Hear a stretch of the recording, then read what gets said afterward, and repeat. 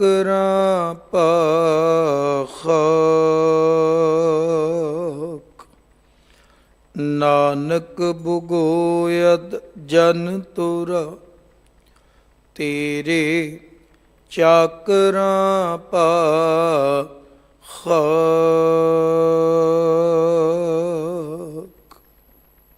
ਜੁਗੋ ਜੁਗ ਅਟਲ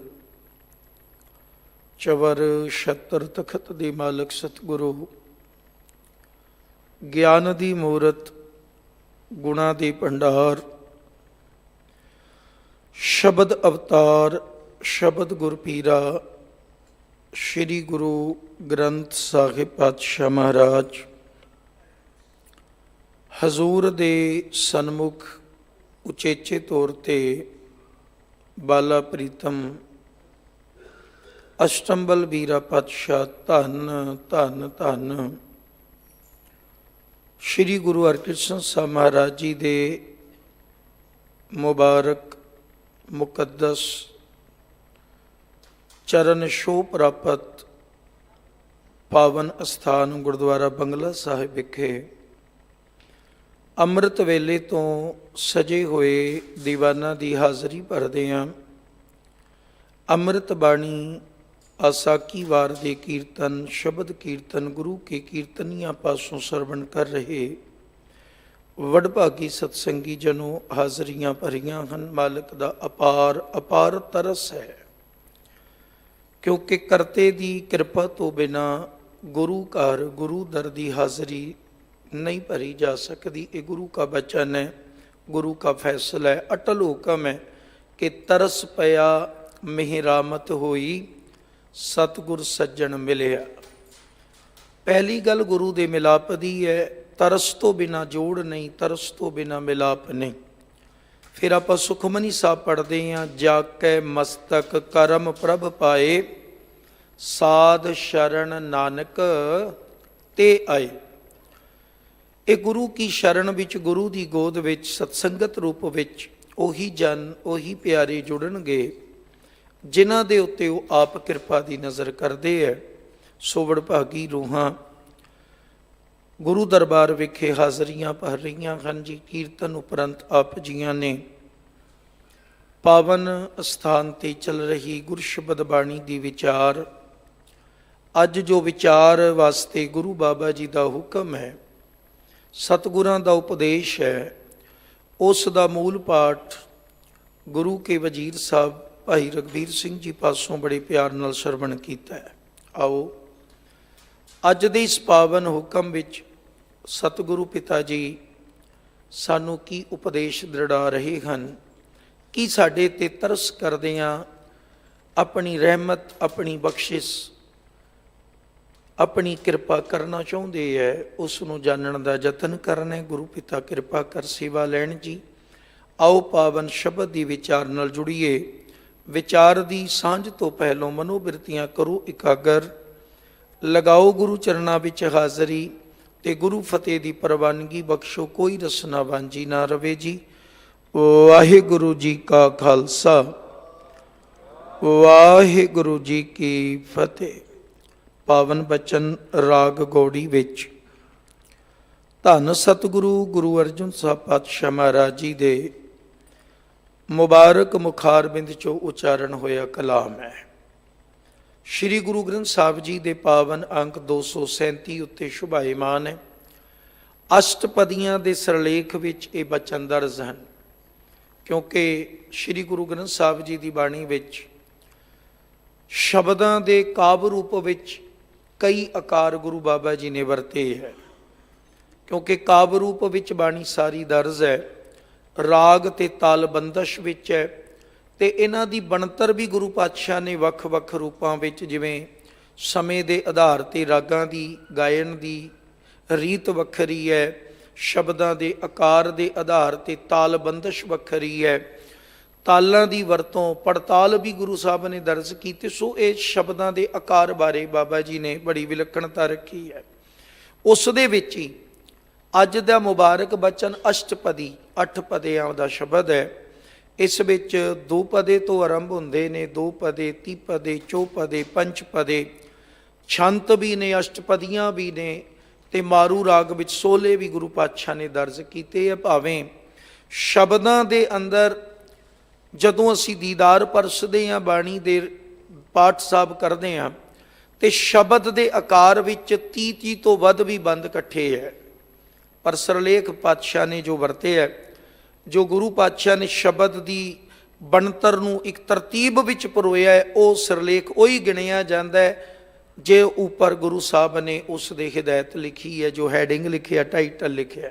ਸੋ ਅੱਜ ਦਾ ਜਿਹੜਾ ਇਹ ਸ਼ਬਦ ਹੈ ਇਹ ਅਸ਼ਟਪਦੀਆਂ ਦੇ ਰੂਪ ਵਿੱਚ ਹੈ ਜੀ। ਤੇ ਜੋ ਸ਼ਬਦ ਵਿਚਾਰ ਦਾ ਸਿਸਟਮ ਹੈ ਕਿ ਸ਼ਬਦ ਨੂੰ ਸਮਝਣ ਲਈ ਪਹਿਲੋਂ ਰਹਾਉ ਨੂੰ ਸਮਝਣਾ ਪੈਂਦਾ ਹੈ। ਰਹਾਉ ਟੇਕ ਹੈ, ਧੁਰੀ ਹੈ। ਇੰਜ ਕਹਿ ਲਓ ਵੀ ਕਿਸੇ ਗੱਲ ਨੂੰ ਸਮਝਣ ਲਈ ਇਹ ਟੇਕ, ਇਹ ਧੁਰੀ, ਇਹ ਕੀਲੀ ਹੈ, ਸਾਰਾ ਕੁਝ ਫਿਰ ਇਸ ਦੇ ਦੁਆਲੇ ਉਹ ਸ਼ਬਦ ਦਾ ਘੁੰਮਦਾ ਹੈ। ਆਧਾਰ ਗੁਰੂ ਪਾਤਸ਼ਾਹ ਨੇ ਰਹਾਉ ਵਿੱਚ ਦਿੱਤਾ ਹੈ, ਔਰ ਜਦੋਂ ਰਹਾਉ ਦੀ ਸਮਝ ਆਉਂਦੀ ਹੈ ਫਿਰ ਬਾਕੀ ਸ਼ਬਦ ਜਿਹੜਾ ਉਹ ਬੜਾ ਸੌਖਾ ਹੋ ਜਾਂਦਾ ਹੈ ਸਮਝਣਾ। ਸੋ ਅੱਜ ਦੇ ਇਸ ਪਾਵਨ ਸ਼ਬਦ ਵਿੱਚ, ਜੋ ਕਿ ਗੌੜੀ ਮਹੱਲਾ ਪੰਜਵਾਂ, ਰਾਗ ਗੌੜੀ, ਪੰਚਮ ਗੁਰਦੇਵ ਦੀ ਕਿਰਪਾ ਹੈ। ਰਹਾਉ ਵਿੱਚ ਪਾਤਸ਼ਾਹ ਕਹਿੰਦੇ ਹੈ, ਕਵਨ ਅਸਥਾਨ ਜੋ ਕਬਹੂ ਨਾ ਟਰੈ। ਦੇਖੋ ਬਾਣੀ ਦਾ ਬਚਨ ਹੈ ਕਿ ਜੋ ਉਪਜਿਓ ਸੋ ਬਿਨਸ ਹੈ।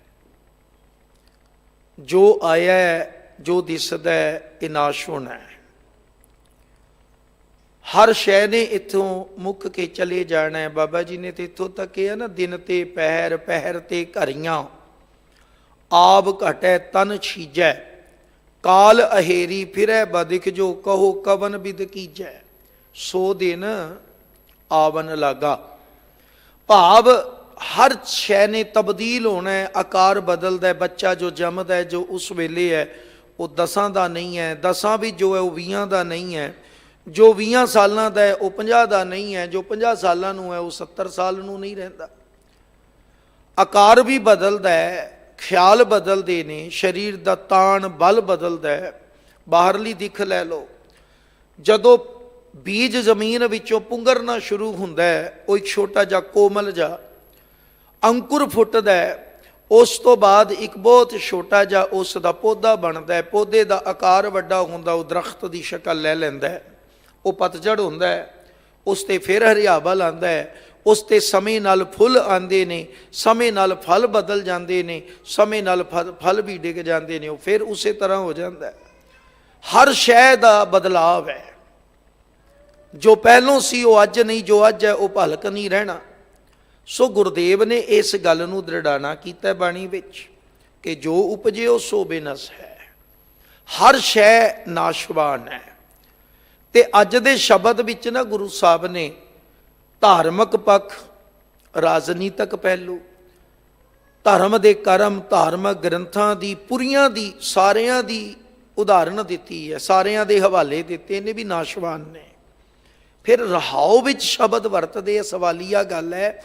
ਕਹਿੰਦੇ ਕਵਨ ਅਸਥਾਨ ਜੋ ਕਬੂ ਨਾ ਟਰੈ। ਉਹ ਕਿਹੜਾ ਅਸਥਾਨ ਹੈ ਜਿਹੜਾ ਕਦੇ ਨਾਸ਼ ਨਹੀਂ ਹੁੰਦਾ, ਕਦੇ ਬਿਨਸਦਾ ਨਹੀਂ? ਉਹ ਕਿਹੜਾ ਥਾਂ ਹੈ? ਸਵਾਲ ਕੀਤਾ। ਫਿਰ ਅੱਗੇ ਜ਼ਿਕਰ ਨਾਲ ਹੀ ਪਾਉਂਦੇ ਨੇ, ਕਹਿੰਦੇ ਕਵਨ ਸ਼ਬਦ ਜਿਤ ਦੁਰਮਤ ਹਰੈ ਰਹਾਉ। ਉਹ ਕਿਹੜਾ ਸ਼ਬਦ ਹੈ, ਉਹ ਕਿਹੜਾ ਗਿਆਨ ਹੈ ਜਿਸ ਦਾ ਵਜੂਦ ਐਸਾ ਹੈ ਕਿ ਜਿਸ ਦੇ ਰਾਹੀਂ ਦੁਰਮਤ ਦਾ, ਖੋਟੀ ਮਤ ਦਾ, ਨਾਸ਼ਵਾਨਤਾ ਵਾਲੇ ਪਿਆਰ ਦਾ ਖਾਤਮਾ ਹੁੰਦਾ ਹੈ। ਸੱਚ ਜਾਣਿਓ, ਜਗਤ ਵਿੱਚ ਬਹੁਤਾਤ ਜਿਹੜੀ ਹੈ ਉਸੇ ਦੀ ਗੁਰੂ ਸਾਹਿਬ ਨੇ ਫਿਰ ਵਰਤੋਂ ਰੱਖੀ। ਜਦੋਂ ਆਪਾਂ ਆਸਾ ਕੀ ਵਾਰ ਆ ਹੁਣੇ ਕੀਰਤਨ ਸੁਣ ਰਹੇ ਸੀ, ਇਸ ਵਿੱਚ ਬਾਬਾ ਨਾਨਕ ਜੀ ਨੇ ਕਿਰਪਾ ਕੀਤੀ, ਕੂੜ ਰਾਜਾ, ਕੂੜ ਪਰਜਾ, ਕੂੜ ਸਭ ਸੰਸਾਰ। ਇਸ ਦੇ ਵਿੱਚ ਕੂੜ ਮਾਣੀਆਂ ਦਾ ਜ਼ਿਕਰ ਹੈ, ਕੂੜ ਕੱਪੜਿਆਂ ਦਾ ਜ਼ਿਕਰ ਹੈ, ਕੂੜ ਜੋ ਨਾਸ਼ਵਾਨ ਗਹਿਣੇ ਨੇ, ਭਾਵੇਂ ਉਹ ਰੂਪਾ ਹੈ, ਭਾਵੇਂ ਉਹ ਸੋਨਾ ਹੈ, ਚਾਂਦੀ ਸੋਨੇ ਦੋਨਾਂ ਦਾ ਹਵਾਲਾ ਹੈ। ਇੱਥੋਂ ਤੱਕ ਰਿਸ਼ਤਿਆਂ ਦਾ ਹਵਾਲਾ ਦਿੱਤਾ, ਮੀਆਂ ਬੀਬੀ ਦਾ ਜ਼ਿਕਰ ਪਾਇਆ। ਅਖੀਰ ਗੁਰੂ ਸਾਹਿਬ ਨੇ ਗੱਲ ਸਮਝਾ ਦਿੱਤੀ, ਕਹਿੰਦੇ ਕੂੜ ਕੂੜ ਹੈ, ਨੇਹ ਲੱਗਾ ਵਿਸਰਿਆ ਕਰਤਾਰ, ਕਿਸ ਨਾਲ ਕੀਚੈ ਦੋਸਤੀ, ਸਭ ਜਗ ਚੱਲਣ ਹਾਰ। फिर खाण पीण का जिक्र है, कूड़ मिठा कूड़ माखियो कूड़ डोबे पूर। ते कहते नानक बखाने बेनती तुदबाज कूड़ो कूड़। भाव की कि मनुख का दुर्मत कारण कूड़ दे नाल नहीं है, झूठ दे नाल प्यार पै गया है। ते जगत झूठा है, जग रचना सब झूठ है, जान लिहोरे मीत। सो इस गल नूं समझिए भी सवाल गुरु साहब कर रहे हैं, इसका मतलब नाशवानता दे विच वो चीज़ अटल कोई नहीं, क्योंकि इक्को ज्ञान विच, इक्को स्वरूप विच, इक्को गुरु दा वखरा सिद्धांत नहीं हो सकता। सानू ते सतगुरां ने इत्थों तक किया। मैं एक बेनती भी नाल करां, अगर अज मानवता नूं एकता, इकसारता, सांझीवालता विच परोना है ते मेरे मालिक दी अमृत बाणी दे सिद्धांत नूं कमाईए। इक्का बाणी इक गुर, साडा सिद्धांत एक हो सकता है, साडी रहो रीत एक होवेगी, साडी विचारधारक जदों सांझ बनेगी फिर समानता ते इकसारता बरकरार रह सकती है, वरना सब कूड़ है। अज दे हालात जिहड़े ने, अज जो असी देखते हाँ कोर्ट कचहरियां दे चक्कर, अज साडे परिवारां दे बच्चे बच्चियां लाई जाते हैं, इस दे पिछे भी कारण यही है। साडा यही कारण है कि अज 53% जिहड़े डाइवोर्स हो रहे ने ना, साडे 53% कित्थे रेशो चला गया, अद्धे तो वध अज तलाकां दे रस्ते पै गए। कारण की है? क्योंकि असल विच विचारधारक सांझ नहीं है, रहन नूं कट्ठे रहिंदे है, इक्को घर विच रहिंदे है, इक्को रसोई दा बणिया प्रशादा भी छकदे है। पर कारण यही है कि असी गुरु ग्रंथ साहब जी दे पाठ कराए बहुत है, रुमाला साहब चढ़ाए बहुत है, असी पालकियां बहुत बनातियां, असी अस्थान भी बड़े विशाल तो विशाल बना ले। पर खिमा करियो, जो ज्ञान गुरु ने दिता सी कि एक शब्द मेरे प्राण बसत है, उस तो असी कोहां दूर रह गए। फिर अज पता लगता है इस गल का कि मेरे बापू ने बाणी च जदों कहा ना कि धन फिर ए ना आखिन बहन इकट्ठे होए, एक जोत दोए मूर्ति धन फिर कईयां सोए। शरीरां दा जोड़ पति पत्नी की सफलता नहीं गिणिया जा सकता, विचारां दी सांझ ही एकता है, विचारां दी सांझ ही समानता है, विचारां दी सांझ ही एक जोत ते दोए मूर्तां दा स्वरूप है। सो बेनती है, अज असी लोग शब्द तो टुट के नाशवानता नूं गले लगाया होया है। और नाशवानता की है? दुनिया, पदार्थ, भौतिकता जिहड़ी है, मनुख उस पासे इतना खिंचिया जा रहा है कि वह बाणी दे सच दे ज्ञान तो मुनकर है, तो वह केवल देखता है। पातशाह ने बाणी च कहता कि वह केड़ा ज्ञान है? दुरमत, खोटी मत, भैड़ी मत, विकारी, विविचारी ते निरंकार तो दूर ले जाके कर्मकांडी मत साडे अंदर है, वह किवें मिटेगी? सवाल किया ते वह यही है कि नाशवानता तो उपर उठण की गल है केवल, क्योंकि इत्थे ते माता की, पिता की, परिवार की, सारियां दा हवाला है। मात पिता बनिता सुत बंधप इष्ट मीत अर भाई, पूरब जन्म के मिले संजोगी अंतै को न सहाई। फिर कहते मुकत माल कनिक लाल हीरा, मन रंजन की माया, हा हा करत बिहानी अवधै, ता मैं संतोख ना पाया। साहिब कहते सब कुछ तो बिनशनार है, फिर इत्थे जिहड़ी गल करदे भी वह किहड़ी थां है, वह किहड़ा ज्ञान है, वह किहड़ा जीवन है जिहड़ा कदे खत्म नहीं हुंदा। हुण उस दे बारे मेरे मालिक ने उदाहरणां फिर दुनियावी सारियां ही वरत लईआं कि संसार दे लोको, तुसीं किसी थां नूं देखो, गुरु साहब दे बोलन, मैं किसी धर्म मजहब ते कटाक्ष नहीं कर रहा, ये मेरे अल्फाज नहीं, मेरे बोल नहीं, मेरे गुरु की बाणी विच है। इंद्रपुरी का जिक्र है, ब्रह्मपुरी का जिक्र है, शिवपुरी का जिक्र है, वेदां शास्त्रां सिमरतियां पुराणां का जिक्र है। ते सतगुरु ने समझाना किया भी जो इन अखां नाल देखेगा वो थिर कुछ भी नहीं है, कुछ थिर नहीं। और ये गल बाणी दी है, बंदे चश्म दीदंग फनाए, तू जो इन्हां दीदियां दे नाल अखां दे नाल चश्म करदा देखदा हर चीज़ फना हो जानी है। ਤਾਂ ਗੁਰਦੇਵ ਨੇ ਅਧਿਆਤਮਕਤਾ ਦੀ ਗੱਲ ਕੀਤੀ। ਕਹਿੰਦੇ ਮੈਨੂੰ ਉਹ ਰਸਤਾ ਦੱਸੋ ਜੀ, ਮੈਨੂੰ ਸਮਝਾਓ, ਉਹ ਅਸਥਾਨ ਕਿਹੜਾ ਜਿਹੜਾ ਕਦੇ ਨਾਸ਼ ਨਹੀਂ ਹੁੰਦਾ, ਉਹ ਕਿਹੜੀ ਅਵਸਥਾ ਹੈ।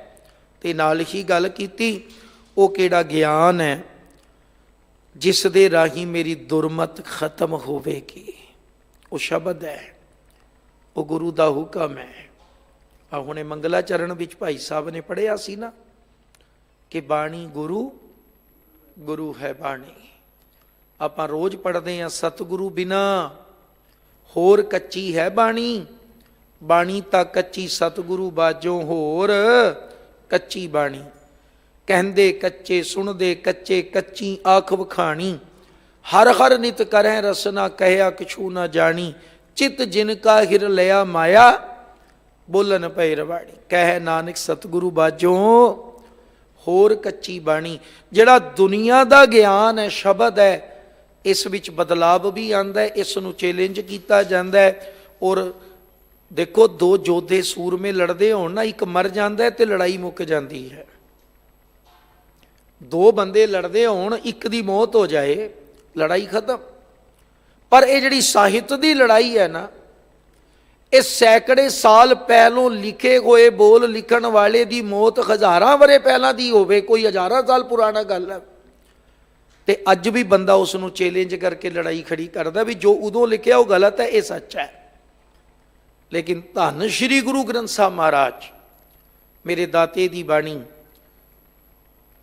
ਗੁਰੂ ਦਾ ਉਪਦੇਸ਼, ਇਸ ਵਰਗਾ ਇਸ ਜੈਸਾ ਗਿਆਨ ਨਾ ਹੋਇਆ ਤੇ ਨਾ ਹੋ ਸਕਦਾ ਹੈ।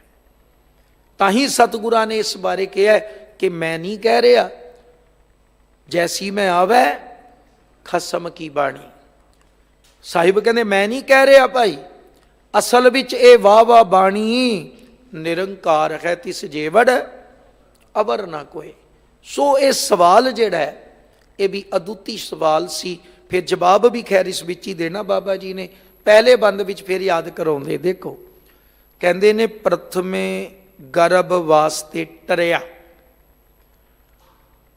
ਮਾਂ ਬਾਪ ਦੀ ਸਦਰ ਹੁੰਦੀ, ਇੱਛਾ ਹੁੰਦੀ ਹੈ, ਖਾਹਿਸ਼ ਹੈ ਸਾਡੇ ਘਰ ਵਿੱਚ ਬੱਚਾ ਹੋਵੇ। ਜਦੋਂ ਬੱਚਾ ਅਜੇ ਮਾਂ ਦੇ ਗਰਭ ਵਿੱਚ ਉਸ ਦਾ ਵਸੇਵੇ ਦੀ ਖਬਰ ਲੱਗਦੀ ਹੈ ਤੇ ਖੁਸ਼ੀਆਂ ਮਨਾਈਆਂ ਜਾਂਦੀਆਂ ਕਿ ਸਾਡੇ ਘਰ ਨਵੇਂ ਪ੍ਰਾਣੀ ਦੀ ਆਮਦ ਦੀ ਖੁਸ਼ਖਬਰੀ ਪਤਾ ਲੱਗ ਗਈ ਹੈ। ਸਮਾਂ ਪਾ ਕੇ ਉਹ ਆਏਗਾ, ਕਿਉਂਕਿ ਉਸ ਦਾ ਵਸੇਵਾ, ਉਸ ਦੀ ਬਣਤਰ ਮਾਂ ਦੇ ਗਰਭ ਵਿੱਚ ਆਰੰਭ ਹੋ ਚੁੱਕੀ ਹੈ। ਪਰ ਮਾਲਕ ਜੀ ਪਤਾ ਕੀ ਸਮਝਾ ਰਹੇ ਨੇ ਅੱਜ? ਕਹਿੰਦੇ ਸਭ ਤੋਂ ਪਹਿਲਾਂ ਜਦੋਂ ਮਾਂ ਦੇ ਉਦਰ ਵਿੱਚ ਤੇਰੇ ਵਾਸ ਦੀ ਗੱਲ ਸਮਝ ਆਈ ਤੇ ਲੋਕਾਂ ਨੇ, ਪਰਿਵਾਰ ਨੇ, ਸ਼ਰੀਕੇ ਨੇ, ਰਿਸ਼ਤੇਦਾਰਾਂ ਨੇ ਖੁਸ਼ੀ ਮਨਾਈ ਕਿ ਸਾਡੇ ਘਰ ਵਿੱਚ ਇੱਕ ਜੀਵ ਦੀ ਆਮਦ ਦਾ ਇਸ਼ਾਰਾ ਮਿਲ ਗਿਆ ਹੈ। ਪਰ ਹਜ਼ੂਰ ਕਹਿੰਦੇ ਨੇ ਤੈਨੂੰ ਪਤਾ ਹੈ, ਸਭ ਤੋਂ ਪਹਿਲਾਂ ਮਾਂ ਦੇ ਗਰਭ ਦੇ ਵਸੇਵੇਂ ਦੀ ਜਗ੍ਹਾ ਵੀ ਤੇਰੀ ਪੱਕੀ ਨਹੀਂ, ਤੈਨੂੰ ਉੱਥੋਂ ਵੀ ਬਾਹਰ ਆਣਾ ਪੈਣਾ ਹੈ। ਪ੍ਰਥਮੇ ਗਰਭ ਵਾਸਤੇ ਟਰਿਆ। ਵੇਖੋ ਅੱਜ ਮਨੁੱਖ ਬਾਣੀ ਤੋਂ ਟੁੱਟਿਆ ਇਸੇ ਕਰਕੇ ਦੁਖੀ ਹੈ। ਆਪਾਂ ਬਾਣੀ ਪੜਾਂਗੇ ਤੇ ਸਮਝ ਆਏਗੀ ਕਿ ਜਗਤ ਵਿੱਚ ਕੋਈ ਟਿਕਾਣਾ, ਕੋਈ ਅਸਥਾਨ ਬੰਦੇ ਤੇਰਾ ਪੱਕਾ ਕਿਵੇਂ ਹੋ ਸਕਦਾ ਹੈ। ਸਗੋਂ ਬਾਬਾ ਜੀ ਦੀ ਬਾਣੀ ਬਾਬਾ ਫਰੀਦ ਸਾਹਿਬ ਨੂੰ ਪੁੱਛੋ, ਸ਼ੇਖ ਹਯਾਤੀ ਜਗ ਨਾ ਕੋਈ ਥਿਰ ਰਿਹਾ, ਜਿਸ ਆਸਣ ਹਮ ਬੈਠੇ ਕੇਤੇ ਬੈਸ ਗਿਆ। ਮਾਂ ਦੇ ਗਰਭ ਵਾਲਾ ਆਸਣ ਵੀ ਸਾਧ ਸੰਗਤ, ਉੱਥੇ ਵੀ ਜੇ ਅੱਜ ਪਹਿਲਾ ਬੱਚਾ ਹੈ ਤੇ ਕੱਲ ਦੂਜੇ ਦਾ ਵੀ ਵਾਸ ਹੋਵੇਗਾ, ਉਹ ਵੀ ਤੇਰੀ ਪੱਕੀ ਜਗ੍ਹਾ ਕੋਈ ਨਹੀਂ ਬੰਦੇ।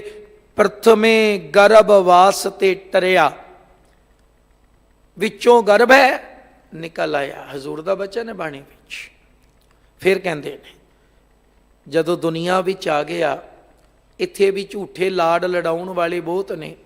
ਹੱਥੋਂ ਹੱਥ ਨਚਾਈਐ ਮਾਤ ਕਹਿ ਸੁਤ ਮੇਰਾ, ਮਾਂ ਖੁਸ਼ੀਆਂ ਮਨਾਉਂਦੀ ਵੀ ਮੇਰੇ ਘਰੇ ਪੁੱਤਰ ਦਾ ਜਨਮ ਹੋਇਆ। ਦਾਦਾ ਬੜੀਆਂ ਖੁਸ਼ੀਆਂ ਮਨਾਉਂਦਾ ਹੈ, ਮੇਰੇ ਪੋਤਰਾ ਆ ਗਿਆ ਖਿਡਾਵਾਂਗਾ। ਵੱਡਾ ਭਰਾ ਹੈ, ਉਹ ਵੀ ਖੁਸ਼ੀਆਂ ਮਨਾਉਂਦਾ, ਛੋਟਾ ਵੀਰ ਆਇਆ।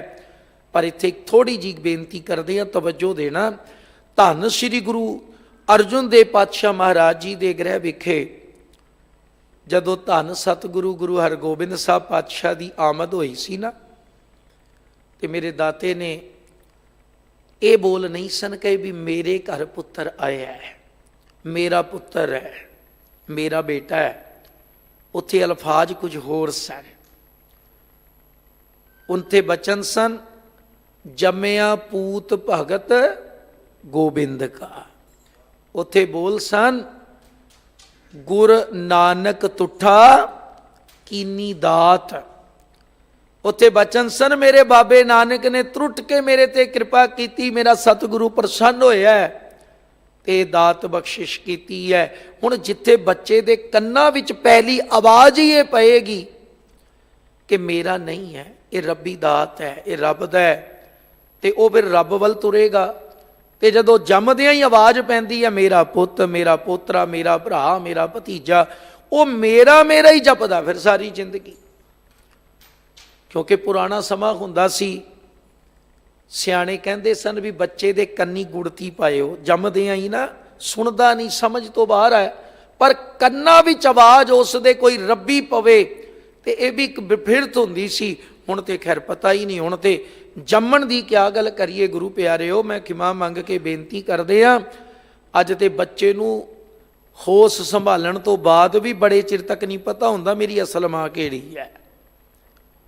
ਕਿਉਂਕਿ ਜਿਸ ਨੇ ਖਿਡਾਣਾ ਹੈ, ਜਿਸ ਦੀ ਗੋਦ ਵਿੱਚ ਸਾਰਾ ਦਿਨ ਰਹਿਣਾ ਹੈ, ਉਂਗਲ ਫੜ ਕੇ ਜਿਸ ਨੇ ਚਲਾਣਾ ਹੈ, ਜਿਸ ਨੇ ਖੁਸਵਾਣਾ ਹੈ, ਖਵਾਣਾ ਹੈ, ਉਹ ਕੋਈ ਹੋਰ ਹੈ, ਉਹ ਕੋਈ ਹੋਰ ਹੈ। ਫਾਰਸੀ ਦੇ ਵਿਦਵਾਨਾਂ ਨੇ ਬੜਾ ਸੋਹਣਾ ਲਿਖਿਆ ਹੈ, ਉਹ ਬੜਾ ਪਿਆਰਾ ਇੱਕ ਬਚਨ ਲਿਖਦਾ, ਕਹਿੰਦਾ ਤਿਫਲ ਮੇ ਬੂ ਆਏ ਕਿਆ ਮਾਂ ਬਾਪ ਕੇ ਕਿਰਦਾਰ ਕੀ। ਤਿਫਲ ਫਾਰਸੀ 'ਚ ਬੱਚੇ ਨੂੰ ਕਹਿੰਦੇ ਆ। ਤਿਫਲ ਮੇ ਬੂ ਆਏ ਕਿਆ ਮਾਂ ਬਾਪ ਕੇ ਕਿਰਦਾਰ ਕੀ, ਦੂਧ ਤੋਂ ਡੱਬੇ ਕਾ ਹੈ ਤਾਲੀਮ ਹੈ ਸਰਕਾਰ ਕੀ।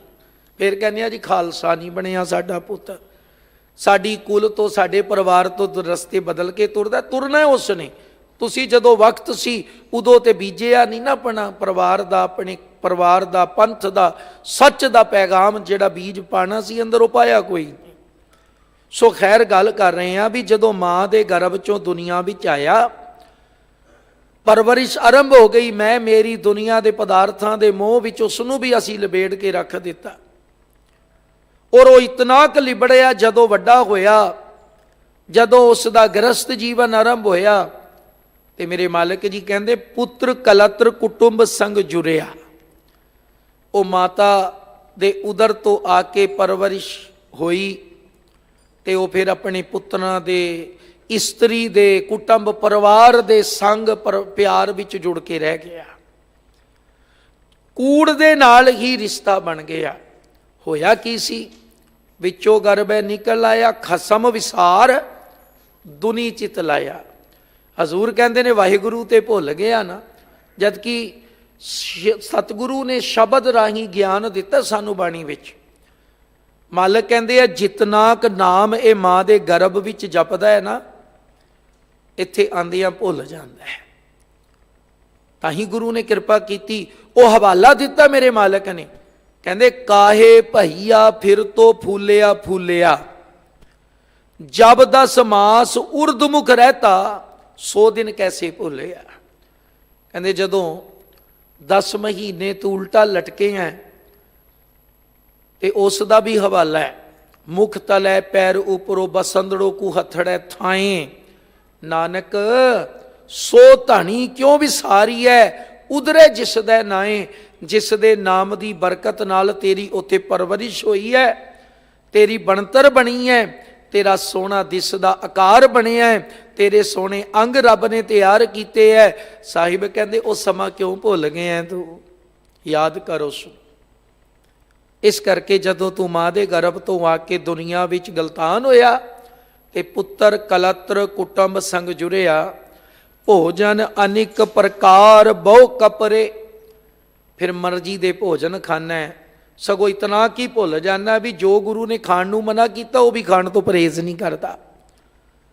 ਜਿਸ ਖਾਣ ਤੋਂ, ਜਿਸ ਪੀਣ ਤੋਂ ਮੇਰੇ ਗੁਰੂ ਨੇ ਬਚਨ ਕੀਤੇ ਨੇ ਬਾਣੀ ਵਿੱਚ, ਜਿਤ ਪੀਤੈ ਮਤ ਦੂਰ ਹੋਏ ਬਰਲ ਪਵੈ ਵਿੱਚ ਆਏ, ਆਪਣਾ ਪਰਾਇਆ ਨਾ ਪਛਾਣੀ ਖਸਮੋ ਧੱਕੇ ਖਾਏ, ਜਿਤ ਪੀਤੈ ਖਸਮ ਵਿਸਰੈ ਦਰਗਾ ਮਿਲੇ ਸਜਾਏ, ਝੂਠਾ ਮਦ ਮੂਲ ਨਾ ਪੀਚੀ ਜੇ ਕਾ ਪਾਰ ਵਸਾਏ। ਤੇ ਅੱਜ ਤੇ ਸਾਡੇ ਉੱਤੇ ਲੇਬਲ ਇਤਨਾ ਬੁਰਾ ਲੱਗੇ ਆ। ਦੇਖੋ ਮੀਡੀਏ ਰਾਹੀਂ ਗੱਲ ਦੂਰ ਤੱਕ ਜਾਂਦੀ ਹੈ। ਮੈਂ ਇੱਕ ਛੋਟੀ ਜਿਹੀ ਅਰਜ਼ ਗੁਜ਼ਾਰਾਂ, ਅੱਜ ਕਿਤੇ ਬੈਠੋ ਜਾ ਕੇ ਗੱਲ ਕਰੋ। ਆ ਹੁਣ ਬਾਣਾ ਚਲੋ ਗੁਰੂ ਨੇ ਬਖਸ਼ਿਆ, ਕਿਸੇ ਪੈਲੇਸ ਵਿੱਚ ਵਿਆਹ ਸ਼ਾਦੀ ਵੀ ਜਾਓ ਤੇ ਕਈ ਮਿਲਦੇ ਹੈ ਜਿਨ੍ਹਾਂ ਦੇ ਨਜ਼ਰਾਂ ਵਿੱਚ ਸਿੱਖਾਂ ਦਾ ਅਕਸ਼ ਕੋਈ ਹੋਰ ਹੁੰਦਾ ਹੈ, ਤੇ ਉਹ ਕਹਿੰਦੇ ਬਾਬਾ ਜੀ ਸਰਦਾਰਾਂ ਦਾ ਵਿਆਹ ਹੈ, ਤੁਸੀਂ ਕਿਰਪਾਨਾਂ ਫੜੀ ਫਿਰਦੇ ਹੋ। ਤੇ ਕੀ ਹੋਇਆ ਭਰਾਵਾ? ਕਹਿੰਦਾ ਸਰਦਾਰਾਂ ਦੇ ਵਿਆਹ ਤੇ ਬਿਨਾਂ ਸ਼ਰਾਬਾਂ ਤੋਂ ਪੂਰੇ ਹੀ ਨਹੀਂ ਹੁੰਦੇ। ਅਸੀਂ ਕਿਹੋ ਜਿਹੀ ਪਛਾਣ ਦੇ ਬੈਠੇ ਹਾਂ? ਜੇ 100 ਵਿੱਚੋਂ 90 ਵਿੱਚ ਵਰਤਦਾ ਹੈ ਨਾ, ਤੇ ਖਿਮਾ ਕਰਨਾ ਫਿਰ ਬਹੁਤਾਤ ਉਹੀ ਗਿਣੀ ਜਾਣੀ ਹੈ ਜਿਹੜੀ ਬਹੁਤਾਤ ਵਿੱਚ ਚੱਲ ਰਹੀ ਹੈ। ਖਾਣਾ ਪੀਣਾ ਅਸੀਂ ਗੁਰੂ ਨੂੰ ਭੁੱਲ ਗਏ, ਰਿਸ਼ਤੇਦਾਰ ਮਨਾਉਣੇ, ਸ਼ਰੀਕਾ ਮਨਾਉਣਾ, ਬਰਾਦਰੀ ਮਨਾਉਣੀ, ਕਮਾਲ ਹੋ ਗਈ। ਸਭ ਨੂੰ ਮਨਾ ਲੈ ਤੇ ਸਾਰਾ ਕੁਝ ਝੂਠ ਹੈ, ਬਾਬਾ ਜੀ ਕਹਿ ਰਹੇ। ਸੱਚੇ ਨੂੰ ਮਨਾਉਣਾ ਸੀ ਗੁਰੂ ਨੂੰ, ਉਸ ਦੇ ਨੇੜੇ ਨਹੀਂ ਜਾਂਦਾ ਜਿਸ ਨੇ ਨਾਲ ਨਿਭਣਾ ਤੇਰੇ। ਸੋ ਕਹਿ ਰਹੇ ਹਨ ਸਤਿਗੁਰੂ ਮਹਾਰਾਜ, ਕਹਿੰਦੇ ਭੋਜਨ ਅਨੇਕ ਪ੍ਰਕਾਰ ਬਹੁ ਕਪੜੇ, ਮਰਜ਼ੀ ਦੇ ਭੋਜਨ ਮਰਜ਼ੀ ਦੇ ਕੱਪੜੇ ਪਾਉਣਾ। ਕੱਪੜਿਆਂ 'ਚ ਵੀ ਕਿਤਨਾ ਨਿਗਾਰ ਸਾਡੇ ਅੱਜ ਆ ਗਏ ਆ ਗੁਰੂ ਪਿਆਰਿਓ।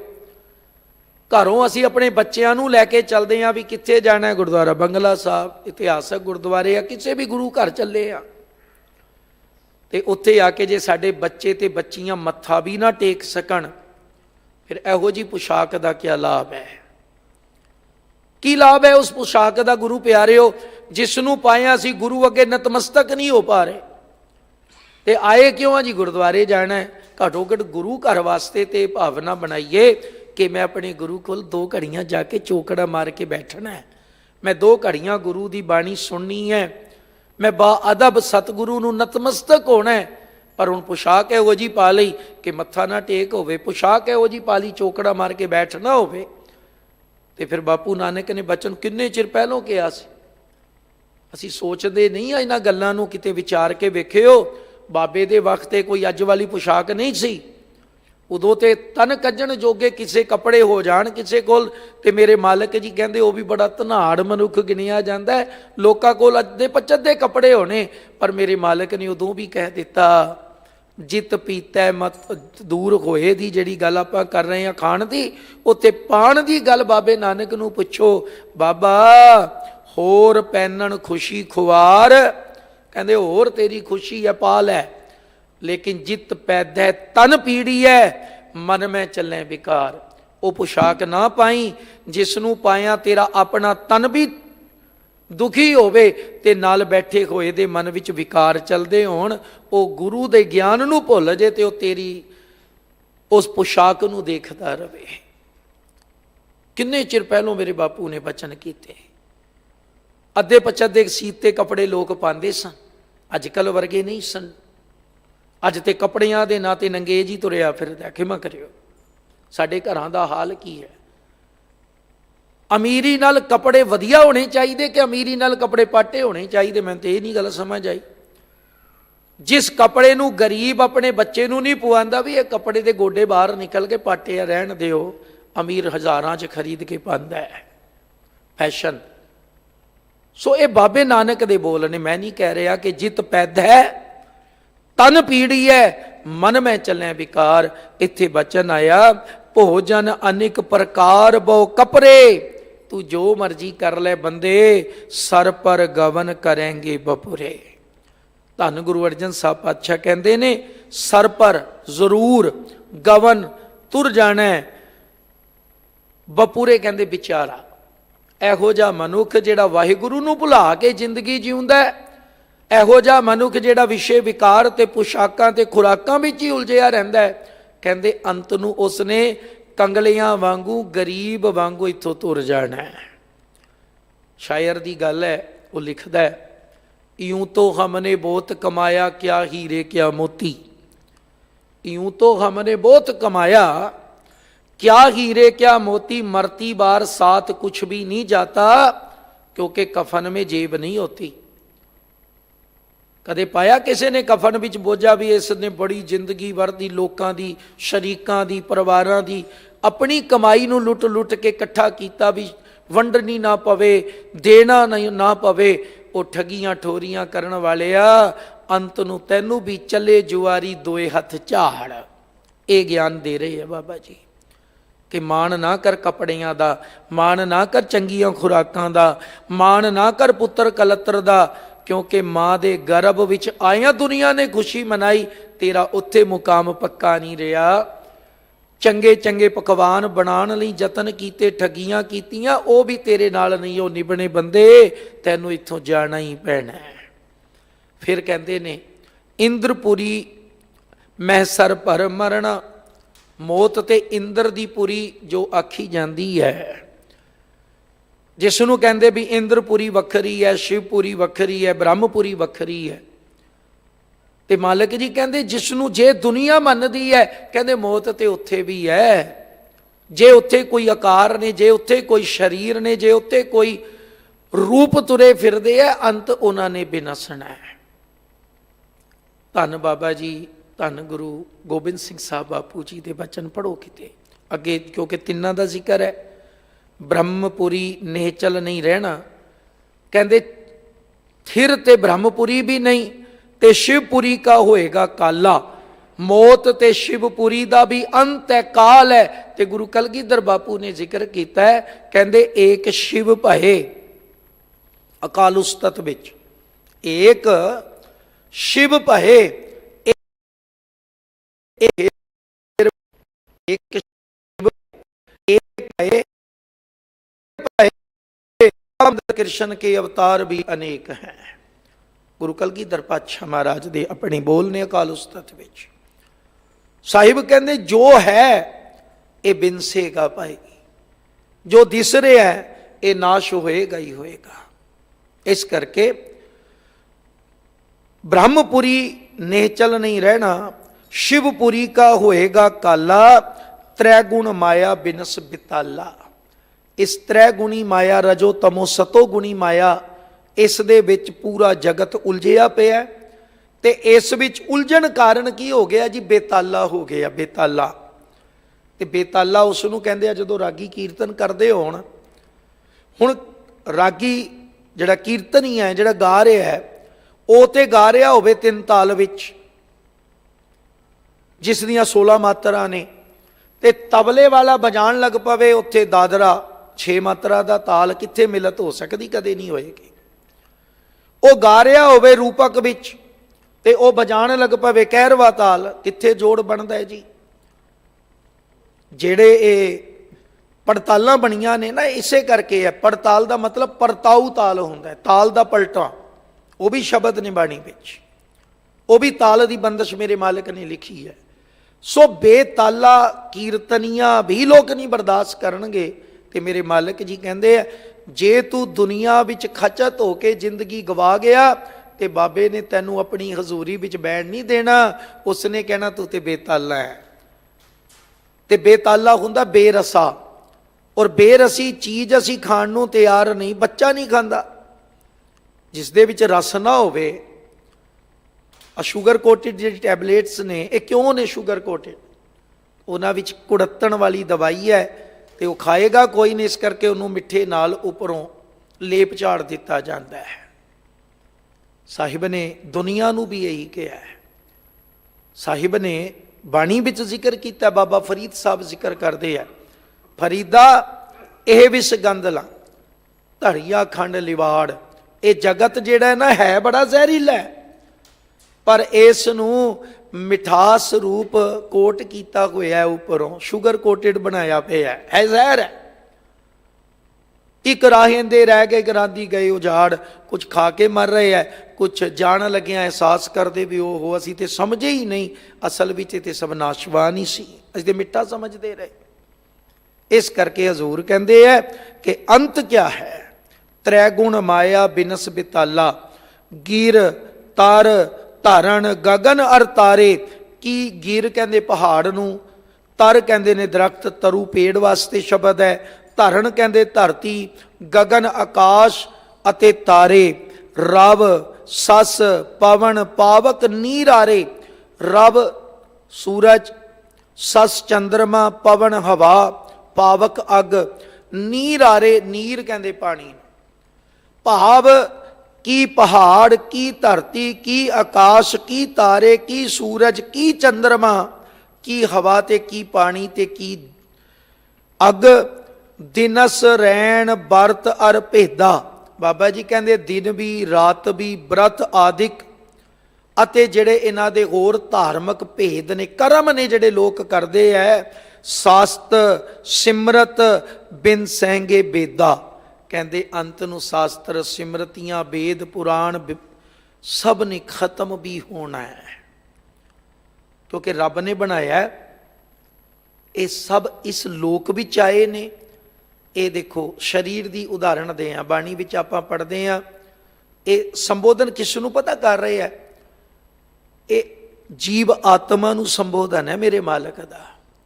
ਕਹਿੰਦੇ ਨੇ ਜੀਵ ਆਤਮਾ ਤੂੰ ਇਹਨਾਂ ਨਾਲ ਮੋਹ ਪਾ ਕੇ ਬੈਠ ਗਿਆ, ਇਹ ਤੇ ਨਾਸ਼ਵਾਨ ਨੇ। ਕੋਈ ਸੂਰਜ ਪੂਜ ਰਿਹਾ ਹੈ, ਕੋਈ ਚੰਦਰਮਾ ਪੂਜ ਰਿਹਾ ਹੈ, ਕੋਈ ਪਹਾੜਾਂ ਦੀ ਪੂਜਾ ਕਰ ਰਿਹਾ ਹੈ, ਕੋਈ ਪਾਣੀ ਦੀ ਪੂਜਾ ਕਰ ਰਿਹਾ ਹੈ, ਕੋਈ ਨਛੱਤਰਾਂ ਨੂੰ ਮੰਨੀ ਬੈਠਾ ਹੈ, ਕੋਈ ਦਰਖਤਾਂ ਦੀ ਪੂਜਾ ਪਿਆ ਕਰਦਾ ਹੈ, ਕੋਈ ਦਿਨ ਸੰਗਰਾਂਦ ਚੰਗੀ ਹੈ, ਮੱਸਿਆ ਚੰਗੀ ਹੈ, ਕਿਸੇ ਲਈ ਪੂਰਨਮਾਸੀ ਚੰਗੀ ਹੈ। ਪਰ ਜਿਸ ਮਾਂ ਦਾ ਜਵਾਨ ਪੁੱਤ ਸੰਗਰਾਂਦ ਨੂੰ ਜਾਂਦਾ ਹੋਵੇ, ਉਸ ਨੂੰ ਆਖੋ ਵੀ ਸੰਗਰਾਂਦ ਚੰਗੀ ਹੈ, ਉਹ ਕਹਿੰਦੀ ਇਸ ਤੋਂ ਮਾੜਾ ਦਿਨ ਹੀ ਕੋਈ ਨਹੀਂ।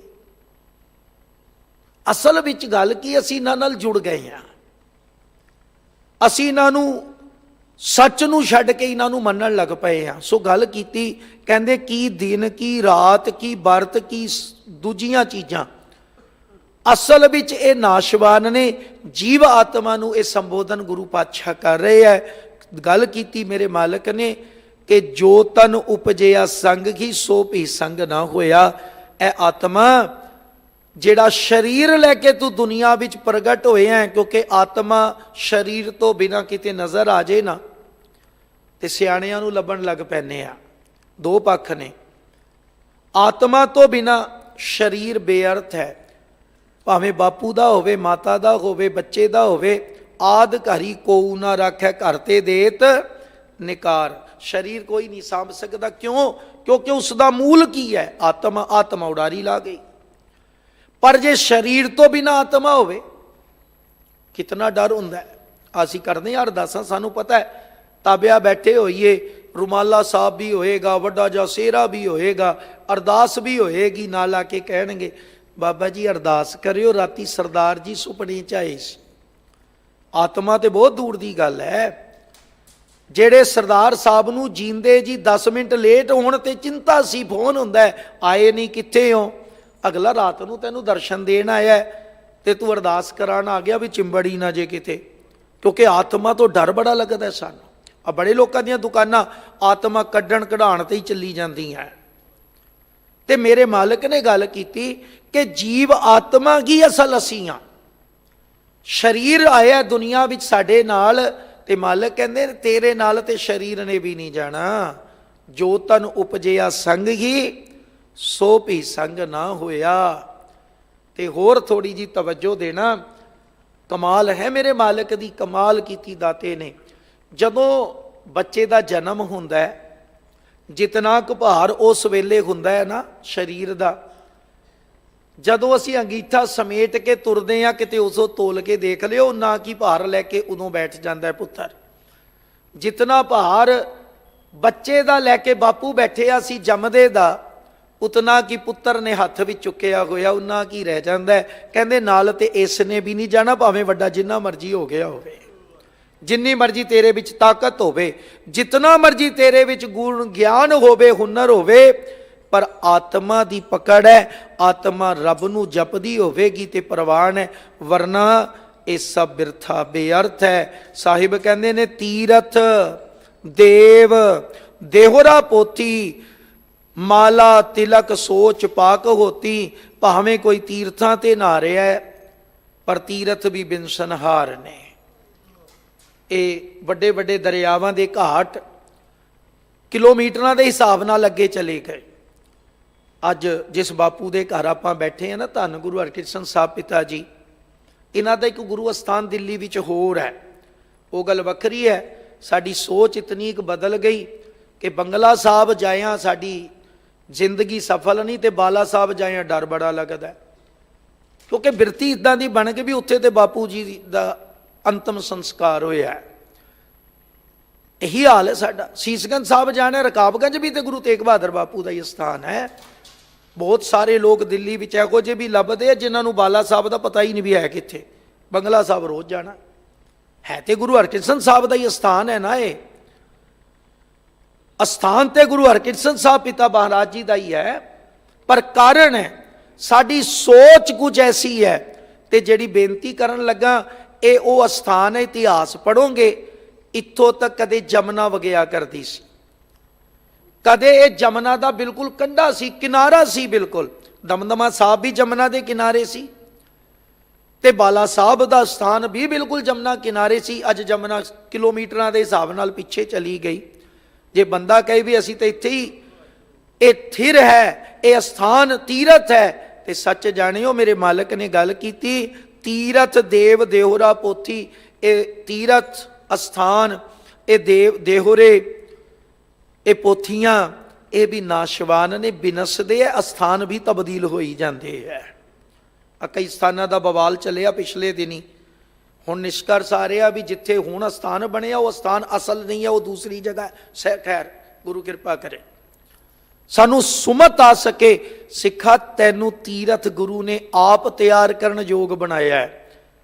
ਜਿੱਥੇ ਬੈਠਣ ਸਾਧ ਜਨ ਸੋ ਥਾਨ ਸੁਹੰਦਾ। ਤੂੰ ਜਿੱਥੇ ਬੈਠ ਕੇ ਜਪੇਗਾ ਉਹੀ ਅਸਥਾਨ ਮੁਬਾਰਕ ਹੋ ਜਾਣਾ ਹੈ। ਜਿੱਥੇ ਨਾਮ ਜਪੇ ਹੈ ਪ੍ਰਭ ਪਿਆਰੇ, ਸੇ ਅਸਥਲ ਸੋਇਨ ਚੋ ਬਾਰੇ। ਜਿੱਥੇ ਨਾਮ ਨ ਜਪੀਐ ਮੇਰੇ ਗੋਇੰਦਾ, ਸਈ ਨਗਰ ਉਜਾੜੀ ਜੀਓ। ਇਸ ਵਾਸਤੇ ਸਤਿਗੁਰੂ ਨੇ ਕਿਰਪਾ ਕੀਤੀ। ਮਾਲਾ ਕੀ ਤਿਲਕ ਕੀ ਸੋਚ ਪਾਕ ਹੋਤੀ। ਸੋਚ ਪਾਕ ਦਾ ਅਰਥ ਹੈ ਪਵਿੱਤਰ ਰਸੋਈ ਦੀ ਤਿਆਰੀ, ਭੋਜਨ। ਤੇ ਹੋਤੀ ਦਾ ਪ੍ਰੋਫੈਸਰ ਸਾਹਿਬ ਸਿੰਘ ਹੁਰਾਂ ਨੇ ਇੱਥੇ ਅਰਥ ਜਿਹੜਾ ਕੀਤਾ ਹੋਇਆ, ਉਹ ਹੋਤੀ ਦਾ ਅਰਥ ਹੈ ਜਿਹੜੇ ਲੋਕ ਜੀਵਨ ਦੇ ਅੰਦਰ ਧਰਮ ਕਰਮ ਕਰਨ ਵਾਸਤੇ ਉਹ ਜਿਹੜੇ ਯੱਗ ਵਗੈਰਾ ਕਰਦੇ ਨੇ, ਉਹ ਲੋਕ ਵੀ ਅੰਤ ਇੱਥੋਂ ਚਲੇ ਜਾਣਗੇ। ਫਿਰ ਕੁਛ ਨਹੀਂ। ਧੋਤੀ ਡੰਡੋਤ ਪ੍ਰਸਾਦਨ ਭੋਗਾ। ਧੋਤੀ ਇਹ ਯੋਗ ਅਭਿਆਸ ਵਿੱਚ ਹੈ ਨਾ, ਨੇਤਰੀ ਧੋਤੀ ਕੀਤੀ ਜਾਂਦੀ ਸੀ ਸਰੀਰ ਨੂੰ ਅੰਦਰੋਂ ਧੋਣ ਵਾਸਤੇ। ਮੂੰਹ ਦੇ ਰਾਹੀਂ ਖਾ ਲੈਣਾ, ਉਸ ਨੂੰ ਫਿਰ ਬਾਹਰ ਕੱਢਣਾ, ਉਹ ਆਪਣੇ ਮਿਹਦੇ ਨੂੰ ਸਾਫ਼ ਕਰਨ ਦੀ ਕਿਰਿਆ ਯੋਗ ਮਤ ਦੀ ਹੈ। ਕਪੜਾ ਖਾ ਲੈਣਾ, ਧੋਤੀ ਬਾਹਰ ਕੱਢਣੀ, ਲੀਰਾਂ, ਉਸ ਨੂੰ ਕਿਹਾ ਗਿਆ। ਡੰਡੋਤ ਕਰਨੀ, ਨਮਸਕਾਰਾਂ ਪ੍ਰਾਣਾਯਾਮ ਕਰਨੇ। ਪ੍ਰਸਾਦਨ ਭੋਗਾ, ਇੱਥੇ ਜ਼ਿਕਰ ਹੈ ਕਿ ਬੰਦਾ ਜਿਹੜਾ ਉਹ ਅਨੇਕਾਂ ਤਰੀਕੇ ਦੇ ਨਾਲ ਸੋਨੇ ਮਹੱਲਾਂ ਵਿੱਚ ਵੱਸਦਾ ਹੈ, ਬੜੇ ਤਰ੍ਹਾਂ ਦੇ ਭੋਗ ਜਿਹੜੇ ਭੋਗਦਾ ਹੈ, ਲੇਕਿਨ ਗਵਨ ਕਰੈਗੋ ਸਗਲੋ ਲੋਗਾ। ਪਾਤਸ਼ਾਹ ਕਹਿੰਦੇ ਨੇ ਅੰਤ ਨੂੰ ਸਭਨਾਂ ਨੇ ਇੱਥੋਂ ਚਲੇ ਜਾਣਾ ਹੈ। ਰਾਣਾ ਰਾਓ ਨਾ ਕੋ ਰਹਿ, ਰੰਗ ਨਾ ਤੁੰਗ ਫਕੀਰ। ਵਾਰੀ ਆਪੋ ਆਪਣੀ ਕੋਏ ਨਾ ਬੰਧੈ ਧੀਰ। ਸਭਨਾਂ ਨੇ ਇੱਥੋਂ ਗਏ ਕਰ ਕਰ ਕੂਚ, ਆਪੋ ਆਪਣੀ ਵਾਰੀ ਤੋਂ ਸਭ ਨੇ ਕੂਚ ਕਰਨਾ ਹੈ। ਜਾਤ ਵਰਨ ਤੁਰ ਕਰ ਹਿੰਦੂ। ਜਾਤ ਪਾਤ ਵਰਨ ਵੰਡ ਕੀ ਤੁਰਕ ਕੀ ਹਿੰਦੂ। ਪਸ਼ ਪੰਖੀ ਅਨੇਕ ਜੋਨ ਜਿੰਦੂ। ਕੀ ਪਸ਼ੂ ਕੀ ਪੰਖੀ ਕੀ ਅਨੇਕਾਂ ਜੂਨਾਂ ਦੇ ਜੀਵ ਜਿਹੜੇ ਨੇ। ਸਗਲ ਪਾਸਾਰ ਦਿਸੈ ਪਾਸਾਰਾ। ਕਹਿੰਦੇ ਜਿਤਨਾ ਵੀ ਇਹ ਪਸਾਰਾ ਦਿਸ ਰਿਹਾ ਸਾਨੂੰ, ਬਿਨਸ ਜਾਏਗੋ ਸਗਲ ਆਕਾਰਾ। ਸਭ ਨੇ ਬਿਨਸ ਜਾਣਾ ਹੈ, ਥਿਰ ਕੁਛ ਵੀ ਨਹੀਂ। ਤੇ ਜੇ ਥਿਰ ਕੁਛ ਨਹੀਂ, ਫਿਰ ਜਿਹੜੇ ਪਸ਼ੂ ਪੰਛੀ ਪੱਥਰ ਦਰਖਤ ਇਹਨਾਂ ਦੀ ਪੂਜਾ ਅਰਚਨਾ ਵਿੱਚ ਉਲਝੇ ਹੋਏ ਲੋਕ ਨੇ, ਖਿਮਾ ਕਰਨਾ ਫਿਰ ਉਹਨਾਂ ਦਾ ਕਿਆ ਭਲਾ ਹੋ ਸਕਦਾ ਹੈ। ਬੜਾ ਮੁਸ਼ਕਲ ਹੈ। ਇਸ ਕਰਕੇ ਸਾਨੂੰ ਜਿਹੜਾ ਹੁਕਮ ਹੈ ਨਾ ਗੁਰੂ ਕਾ, ਅਗਲੇ ਮਹੀਨੇ ਆਪਾਂ ਦੇਖਾਂਗੇ ਕਿਤਨਾ ਕੁਝ ਗਾਇਆ ਜਾਣਾ। ਮੈਂ ਤੇ ਕਈ ਵਾਰੀ ਬੇਨਤੀ ਕਰਦਾ ਵੀ ਇਹ ਸਿਧਾਂਤ ਸਾਨੂੰ ਰੋਜ਼ ਪੜ੍ਹਨੇ ਚਾਹੀਦੇ। ਜਾਗਤ ਜੋਤ ਜਪੈ ਨਿਸ ਬਾਸੁਰ, ਏਕ ਬਿਨਾ ਮਨ ਨੈਕ ਨਾ ਆਨੈ। ਜਾਗਦੀ ਜੋਤ ਉਹ ਰੱਬ ਹੈ, ਉਹ ਹੈ ਤੇ ਅਸੀਂ ਹਾਂ, ਆਕਾਰ ਨਹੀਂ ਹੈ ਉਸ ਦਾ। ਉਸ ਨੂੰ ਜਪਣ ਵਾਸਤੇ ਹਿਦਾਇਤਾਂ ਨੇ ਸਾਨੂੰ, ਪਰ ਅਸੀਂ ਵੀ ਘੱਟ ਨਹੀਂ ਰਹੇ। ਅਸੀਂ ਵੀ ਪੱਥਰ ਪੂਜਣ ਲੱਗ ਪਏ, ਅਸੀਂ ਵੀ ਦਿਸ਼ਾਵਾਂ ਤੇ ਦਿਨਾਂ ਦੇ ਭੁਲੇਖੇ 'ਚ ਪਏ ਹੋਏ ਹਾਂ। ਅੱਜ ਜਿੱਥੋਂ ਬਾਬੇ ਨੇ ਕੱਢਿਆ ਅਸੀਂ ਫੇਰ ਉਸ ਨਾਸ਼ਵਾਨਤਾ ਨਾਲ ਨਹੀਂ ਕਰਕੇ ਬੈਠੇ ਹਾਂ। ਸਾਹਿਬ ਜੀ ਅੱਗੇ ਕਿਰਪਾ ਕਰ ਰਹੇ ਹੈ। ਸਹਿਜ ਸਿਫਤ ਭਗਤ ਤਤ ਗਿਆਨਾ। ਹੁਣ ਇਹ ਜਵਾਬ ਆਣੇ ਸ਼ੁਰੂ ਹੋ ਗਏ। ਜਿਹੜਾ ਸਵਾਲ ਕੀਤਾ ਸੀ, ਜਿਹੜਾ ਸਵਾਲ ਕਰਦੇ ਸਨ ਵੀ ਥਿਰ ਕੀ ਹੈ, ਕਿਹੜੇ ਕਰਮ ਨਾਲ ਮੇਰੀ ਮਤ ਚੰਗੀ ਬਣੇਗੀ। ਕਹਿੰਦੇ ਨੇ ਸਹਿਜ ਸਿਫਤ ਭਗਤ ਤਤ ਗਿਆਨਾ। ਸਹਿਜ ਅਵਸਥਾ ਜਿੱਥੇ ਸਿਫਤ ਉਸ ਰੱਬ ਦੀ ਭਗਤੀ ਤੇ ਤਤ ਦਾ ਗਿਆਨ। ਸਦਾ ਆਨੰਦ ਨੇਚਲ ਸੱਚ ਥਾਨਾ। ਕਹਿੰਦੇ ਨੇ ਜਿੱਥੇ ਇਹ ਹੋ ਰਿਹਾ ਹੈ, ਅਸਲ ਵਿੱਚ ਉਹੀ ਸੱਚਾ ਥਾਂ ਹੈ, ਉਹੀ ਨਿਹਚਲ ਸਥਾਨ ਹੈ, ਉੱਥੇ ਸਦਾ ਆਨੰਦ ਹੈ। ਜਿੱਥੇ ਬੰਦਗੀ ਹੁੰਦੀ ਹੈ ਤਹਾਂ ਸੰਗਤ ਸਾਧ ਗੁਣ ਰਸੈ, ਉਸ ਅਸਥਾਨ ਦੇ ਉੱਤੇ ਸਾਧ ਸੰਗਤ ਦਾ ਜੋੜ ਬਣਦਾ ਤੇ ਉੱਥੇ ਗੁਰੂ ਕੇ ਦਸਾਏ ਹੋਏ ਹੁਕਮ ਦੀ ਕਮਾਈ ਕਰਦੇ ਹਾਂ, ਬਾਣੀ ਪੜ੍ਹਦੇ ਹਾਂ, ਨਾਮ ਜਪਦੇ ਹਾਂ। ਗੁਰਮੁਖ ਜਨ ਰਸ ਗੁਣਾ ਦਾ ਪ੍ਰਾਪਤ ਕਰਦੇ ਹੈ, ਰਸ ਗੁਣ ਗਾਉਂਦੇ ਹੈ। ਰਸਕ ਰਸਕ ਗੁਣ ਗਾਵੇ ਦਾ ਇਹ ਸਿਧਾਂਤ ਹੈ। ਇਹ ਸੱਚ ਦਾ ਪੈਗਾਮ ਹੈ ਮੇਰੇ ਮਾਲਕ ਜੀ। ਕਹਿੰਦੇ ਜਿਹੜਾ ਉਸ ਨੂੰ ਜਪਦਾ ਹੈ, ਉਸ ਨੂੰ ਧਿਆਉਂਦਾ ਹੈ, ਅਨਭਉ ਨਗਰ ਤਹਾਂ ਸਦ ਵਸੈ। ਕਹਿੰਦੇ ਉਹ ਅਨਭਉ ਨਗਰ ਹੈ, ਔਰ ਅਨੁਭਵ ਨਗਰ ਐਸਾ ਹੈ ਸਾਧ ਸੰਗਤ ਜਿਸ ਤੇ ਬਾਕੀ ਅਸਰ ਨਹੀਂ ਵਿਆਪਦਾ, ਜਿਸ ਨੂੰ ਬਾਬਾ ਕਬੀਰ ਨੇ ਜਾਂ ਹੋਰ ਭਗਤ ਸਾਹਿਬਾਨ ਨੇ ਬਾਣੀ 'ਚ ਬੜਾ ਕਮਾਲ ਕਿਹਾ। ਆਪਾਂ ਪੜ੍ਹਦੇ ਹਾਂ, ਬੇਗਮਪੁਰਾ ਸ਼ਹਿਰ ਕੋ ਨਾਉ, ਦੁਖ ਅੰਦੋ ਨਹੀਂ ਤੇ ਠਾਉ, ਨਾ ਤਸਵੀਸ ਖਿਰਾਜ਼ ਨਾ ਮਾਲ, ਖੌਫ ਨਾ ਖਤਾ ਨਾ ਤਰਸ ਜਮਾਲ। ਉਹ ਅਵਸਥਾ ਬਣ ਜਾਂਦੀ ਹੈ, ਉੱਥੇ ਡਰ ਨਹੀਂ ਵਿਆਪਦਾ, ਕਿਉਂਕਿ ਅਨੁਭਵ ਪ੍ਰਗਟ ਹੋਇਆ, ਉੱਥੇ ਅਨੁਭਵ ਅੰਦਰੂਨੀ ਖੇੜਾ ਪ੍ਰਾਪਤ ਹੋ ਗਿਆ। ਆ ਦੁਨੀਆ ਦਾ ਦਿੱਤਾ ਹੋਇਆ ਵਡਿਆਈ ਦਾ ਜਿਹੜਾ ਤਗਮਾ ਹੈ ਨਾ, ਖਿਮਾ ਕਰਿਓ, ਅੱਜ ਇੱਕ ਨੇ ਦਿੱਤਾ ਕੱਲ ਦੂਜਾ ਲਾਉਣ ਵਾਸਤੇ ਬੈਠਾ ਹੈ। ਇੱਕ ਨੇ ਅੱਜ ਵਡਿਆਈ ਦਿੱਤੀ ਹੈ, ਦੂਜਾ ਉਸ ਕੁਰਸੀ ਨੂੰ ਖੋਣ ਵਾਸਤੇ ਬੈਠਾ ਹੈ।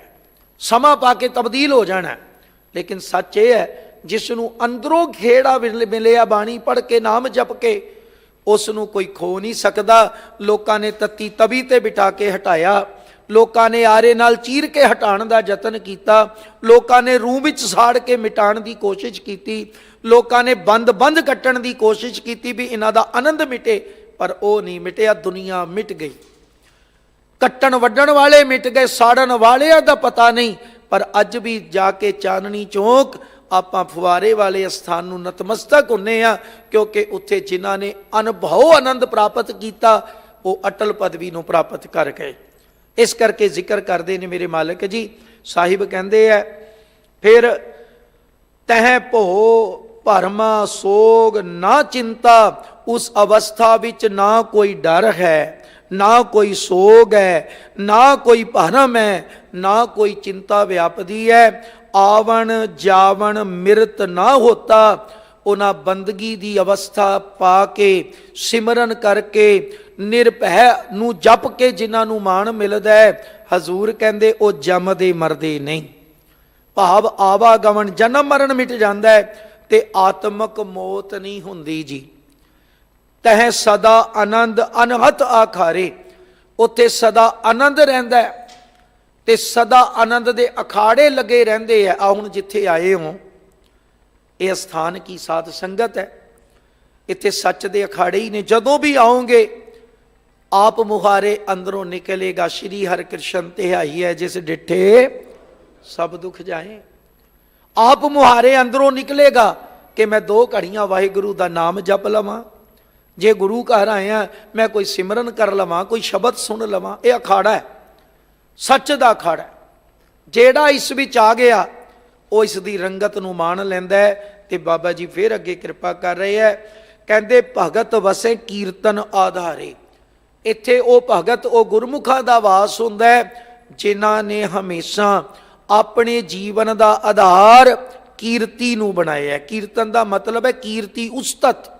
ਉਹ ਕਮਾਉਂਦੇ ਨੇ, ਉਸਤਤ ਮਨ ਮੈਂ ਕਰ ਨਿਰੰਕਾਰ, ਉਸ ਗੱਲ ਨੂੰ ਕਮਾਉਂਦੇ ਹੈ। ਆਖਰੀ ਬੰਦ ਵਿੱਚ ਫਿਰ ਸਾਹਿਬ ਕਹਿੰਦੇ ਹੈ, ਪਾਰ ਬ੍ਰਹਮ ਕਾ ਅੰਤ ਨਾ ਪਾਰ, ਕਿਉਂਕਿ ਉਸ ਪਰਮੇਸ਼ਰ ਨੂੰ ਜਪਦੇ ਹੈ ਜਿਸ ਦਾ ਕੋਈ ਅੰਤ ਤੇ ਪਾਰਾਵਾਰ ਨਹੀਂ।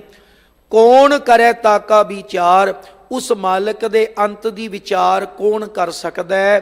ਕਹੋ ਨਾਨਕ ਜਿਸ ਕਿਰਪਾ ਕਰੈ। ਧੰਨ ਗੁਰੂ ਅਰਜਨ ਸਾਹਿਬ ਮਹਾਰਾਜ ਕਹਿੰਦੇ ਨੇ ਕਿ ਨਾਨਕ ਆਖ, ਜਿਸ ਉੱਤੇ ਉਹ ਬਖਸ਼ਿਸ਼ ਕਰਦੇ ਨੇ ਰੱਬ ਜੀ, ਨਿਹਚਲ ਥਾਨ ਸਾਧ ਸੰਗ ਤਰੈ। ਉਹ ਹੈ